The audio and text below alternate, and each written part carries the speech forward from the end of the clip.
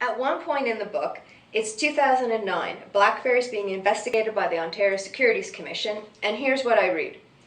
Traditional standards for measuring CEO accomplishments didn't seem to exist at RIM.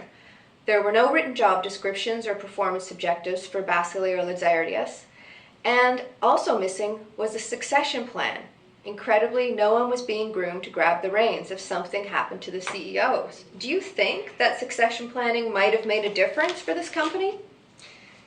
It didn't really matter when this company was going up so well. It's like these folks had created fire, and when you're the people who've invented fire or discovered fire, you don't worry about, well, who's going to bring us fire, because these people have it on the end of their burning sticks, I guess. So they were building this company that was changing the world. It was a global success story out of Canada. They were growing 25% quarter to quarter. You had these two CEOs, one genius salesman, one brilliant innovator, and they couldn't bring in people fast enough. And so I think a lot of the directors on the board felt, well, who are we to question them? Jim would come in, he seemed to have a commanding sense of strategy, he knew exactly what to do. And then Mike would come in and show them all the toys, the new devices, and they loved that. And they almost felt like they didn't need to question management. And that must be really difficult for directors, I think, when you've got two brilliant CEOs who are leading this great company. It's blue sky ahead, the stock is going well. One of the biggest business magazines in the world calls you the fastest growing company in the world.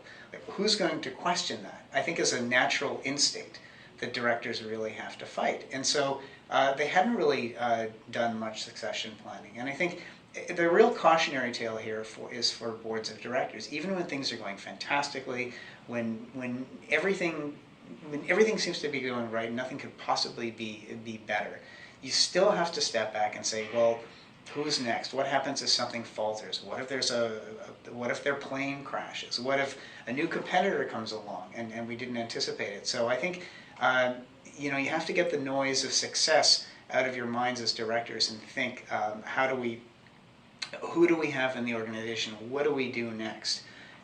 Very hard for a company like Blackberry, which again was on the vanguard. It was creating a new industry. There wasn't anybody else who had done this before. And part of the problem is that Jim and Mike really jealously guarded that as well. I mean, they had their sense of who successors could be, but it would be a successor in a two-headed organization. Well, it would be hard to think of two other people being able to replace two entrepreneurs who built the company this way. The next CEO was going to be a single person, and they didn't have anyone in the organization who had both sides of the business.